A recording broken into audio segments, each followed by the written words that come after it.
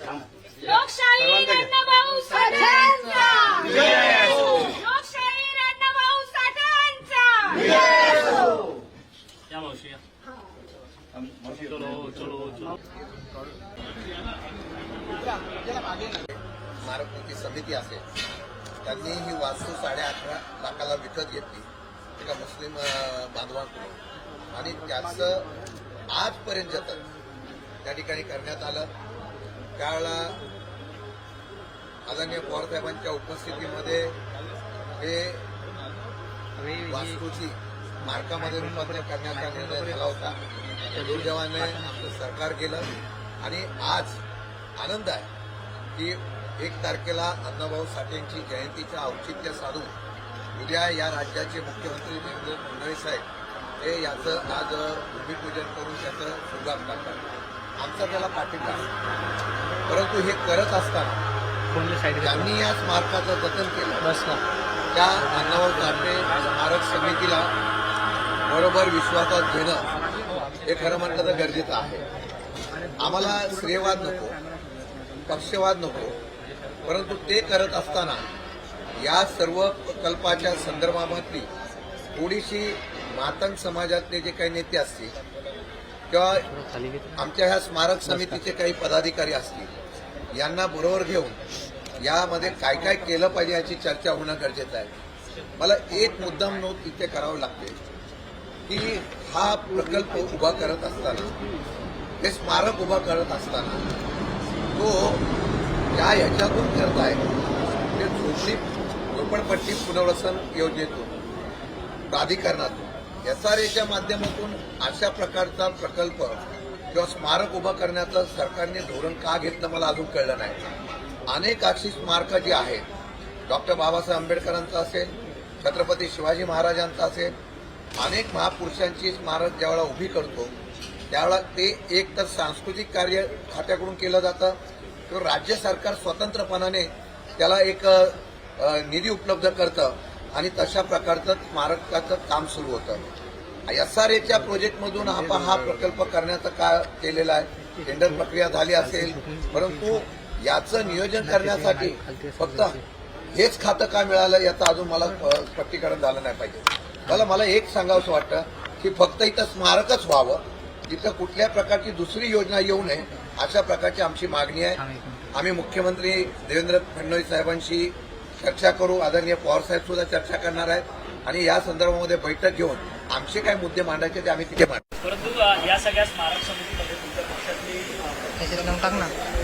सदस्य जी आहेत ती घेतली पाहिजे होती, कारण की या स्मारकाचं जतन असेल किंवा त्यांच्या घराची खरेदी असेल तुमच्या पक्षामध्ये हे स्मारक उभं करण्याचा निर्णय घेतला होता. आज ती संधी या सरकारला आलेली आहे.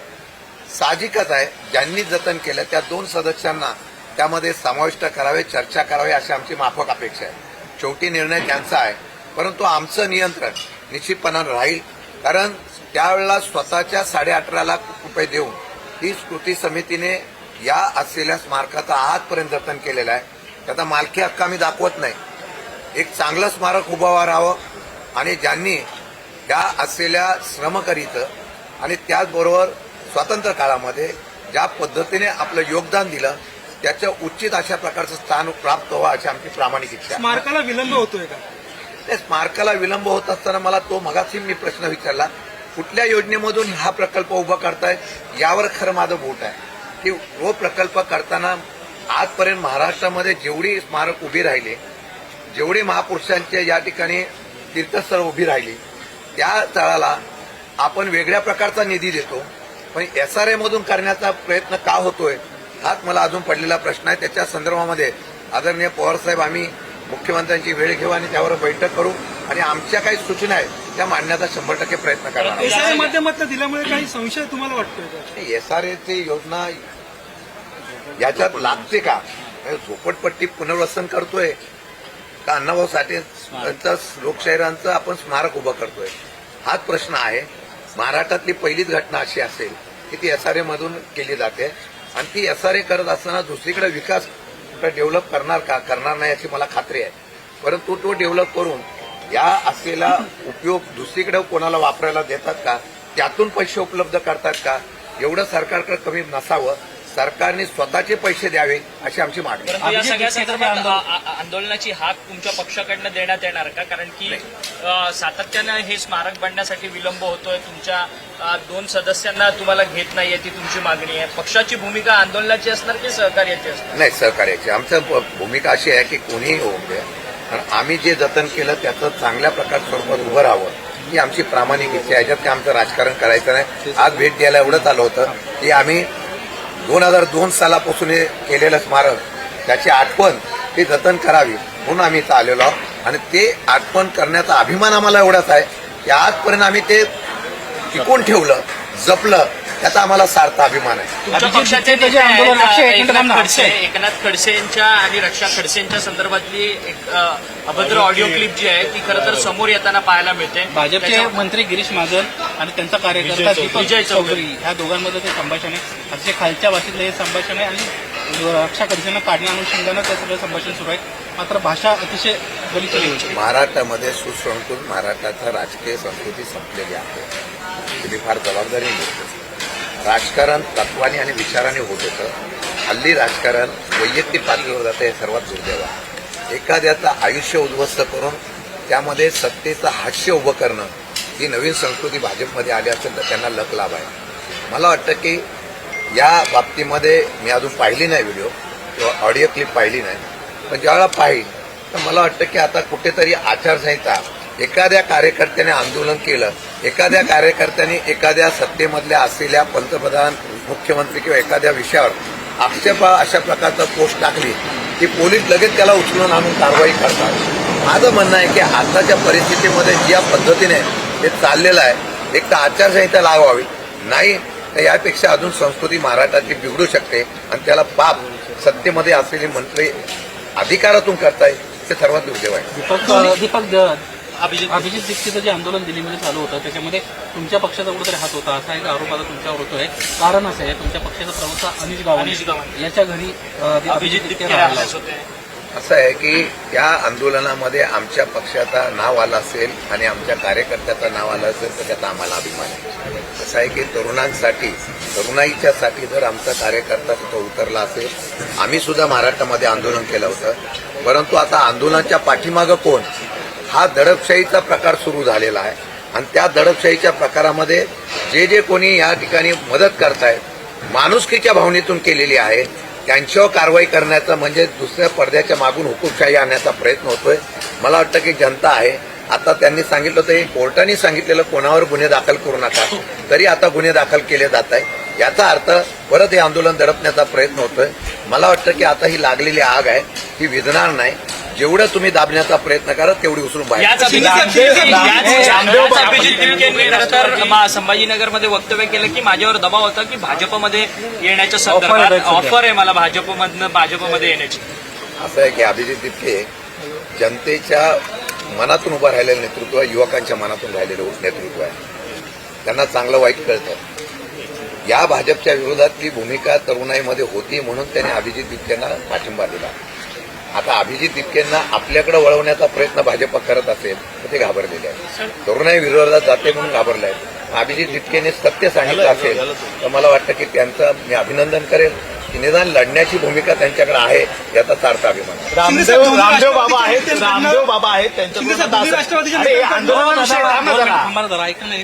बाबा आहेत त्यांच्याकडून या झेंझींनी आहे ते देशाला बदनाम केलेलं आहे असं वक्तव्य केलेलं आहे. कसं बघता याला? त्यांना पतंजलीचा दुसरं एखादी ऑर्डर चांगली मिळाली असेल सरकारची किंवा तुकाराम मुंडेंनी एफडीआयची कारवाई करू नये त्यांच्यावर, अशी सुद्धा अपेक्षा असेल.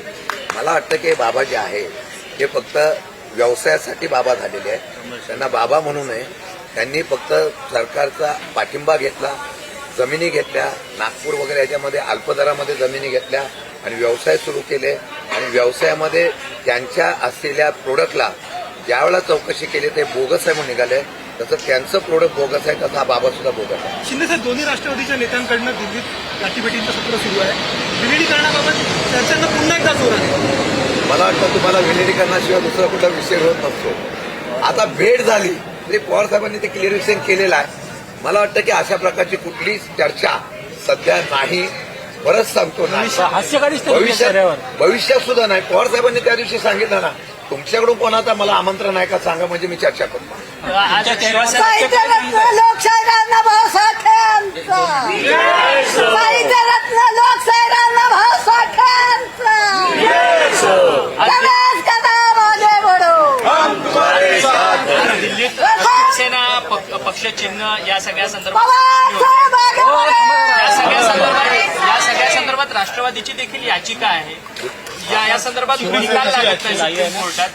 आज शिवसेनेची आलेली आहे. शिवसेनेची बोर्डावर असं आहे की जोपर्यंत आम्ही सुप्रीम कोर्टात आदर ठेवतो, पण जोपर्यंत या सर्व निर्णयाचा सुप्रीम कोर्टाकडून निर्णय लागत नाही, तोपर्यंत सुप्रीम कोर्ट कोणाच्या आधिपत्याखाली काम करतोय का अशी शंका उपस्थित होते. निवडणूक आयोगाने तर केंद्र सरकारच्या भाजपच्या नेत्यांच्या अंदर काम केलंय. आता सुप्रीम कोर्टाकडे आशा आहे तारीख पे तारीख मला वाटतं 2029च्या अगोदर तरी पडावे. मला वाटतं की जोपर्यंत या केंद्रातल्या त्या भाजपला या मित्र पक्षाची गरज आहे तोपर्यंत ही टांगती तलवार ठेवतील. ज्यावेळेला त्यांना वाटेल की हे आपल्याला आता आवश्यक नाही, त्या दिवशी निकाल लागेल अशी तुकाराम मुंडे सध्या राज्यात काम सुंदर करतात, परंतु त्यांच्यावरती अधिकाऱ्यांचा दबाव येताना पाहायला मिळतो. कारण की अधिकाऱ्यांना खरं तर एक्स्ट्रा ड्युटी करावी लागते. त्यामुळे 29 अधिकाऱ्यांनी थेट मंत्र्यांकडेच त्यांची तक्रार केली. मला वाटतं की एखादा चांगला अधिकारी काम करत असेल आणि तो जनतेच्या मुलांच्या भवितव्यासाठी, हितासाठी, आरोग्यासाठी काम करत असेल. आज सुद्धा त्यांचा एक निर्णय आहे की जंक फूड आता विद्यार्थी शालेय जीवन कॉलेजच्या आणि शाळेच्या बाजूला देऊ नये. त्यांनी चांगला निर्णय घेतला असेल. आता जनता जागृत झालेली आहे. जर दुर्दैवाने अशा अधिकाऱ्यावर कारवाई करण्याचा प्रयत्न झाला तर परत जनतेची कॉर्पोरेट पार्टी उभी राहील आणि तुकाराम मुंडेच्या मागे उभी राहील. मुलांना ज्या पद्धतीने गटार म्हणून गटार छापला आहे, कसं पाहता याच्याकडे भाजपच्या खासदार आहेत त्या ज्याबद्दल वक्तव्य कोणी बोललंय कंगना राणावत गटार त्यांच्याबद्दल किती प्रसिद्धी द्यायची. त्यांच्याबद्दल बोलणं न बोललेलं चांगलं. त्यांच्या व्हिडिओ बघितल्यानंतर आजची ती आमची आंदोलन करणारी मुलं आहेत ना, ती यांच्यापेक्षा 10 पटीने चांगले आहेत. आणि त्यांनी सुद्धा या पिढीला जर दुखवण्याचा प्रयत्न केला तर त्यांचे चित्रपट जसे आता फ्लॉप होत चाललेले आहेत, त्याच्या पुढे सगळे चित्रपट फ्लॉप होतील आणि राजकारणातलं आयुष्य सुद्धा त्यांचं फ्लॉप होईल.